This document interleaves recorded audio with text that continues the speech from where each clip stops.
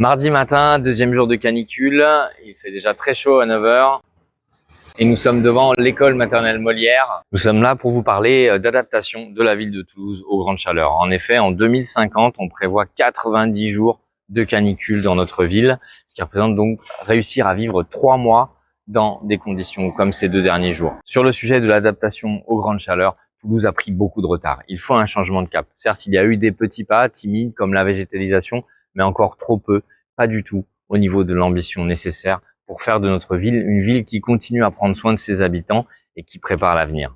Alors pourquoi avoir choisi le groupe scolaire Molière? C'est parce que ce groupe scolaire, comme beaucoup, souffre d'un manque d'investissement dans la question de la rénovation énergétique et donc est véritablement une bouilloire thermique en plein été. Ici, par exemple, des travaux de rénovation étaient censés être faits sur le mandat pour passer du simple vitrage au double vitrage.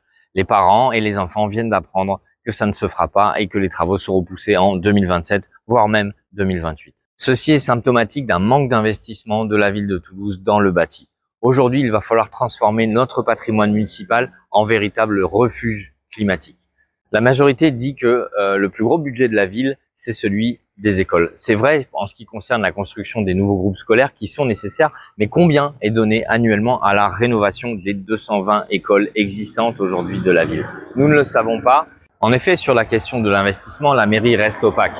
Elle donne des grands chiffres en mélangeant rénovation et construction. Il est très difficile de savoir ce qui est vraiment dédié à l'adaptation de notre bâti municipal et spécialement de nos écoles, de nos crèches, mais également de nos EHPAD vis-à-vis du réchauffement estival. À titre d'exemple, sur cette écologie des petits pas de la majorité, Jean-Luc Moudingue nous a présenté son plan Toulouse plus fraîche, Toulouse 2050. Des ambitions sont affichées avec des milliers d'arbres à planter, des superficies de désartificialisation qui sont colossales, mais derrière ces grands chiffres, rien, pas de moyens, pas de budget. Rien n'est véritablement mis en place pour expliquer comment ces objectifs vont être atteints. On reste dans l'affichage. Et c'est également la problématique sur les plans de rénovation. Par exemple, on vient de voter la semaine dernière également 95 millions d'euros à mettre dans une nouvelle bretelle d'autoroute inutile qui va désartificialiser 20 hectares. Avec cet argent, 95 millions, il serait possible de rénover à peu près une centaine d'écoles, soit la moitié de notre parc, pour le rendre compatible des exigences à la fois de passoires thermiques l'hiver et également de bouilloires thermiques l'été. Je parlais de patrimoine public qui doit devenir véritablement les lieux de refuge climatique de demain, car effectivement, avec la montée de la climatisation en ville, c'est la question de la mutualisation de la fraîcheur par rapport à sa privatisation. Nous devons fortement investir dans notre patrimoine. Bibliothèques, musées, parcs, écoles, crèches. Nous devons utiliser le bâti public comme ressource de refuge.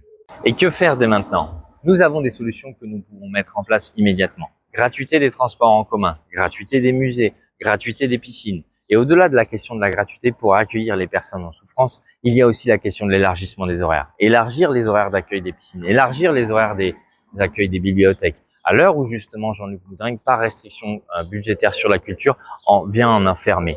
En Palo, bagatelle, des bibliothèques ferment à des endroits où les habitants ont des difficultés à trouver ces espaces de fraîcheur. Également, à court terme, nous pouvons investir dans le bâti avec l'équipement de toutes nos crèches, toutes nos écoles, mais également de nos logements sociaux en brasseurs d'air. C'est une mesure simple, mais qui apporte du confort facilement aux habitantes et aux habitants. Dernier point, symbole aussi de la procrastination de la majorité, la baignabilité de la Garonne.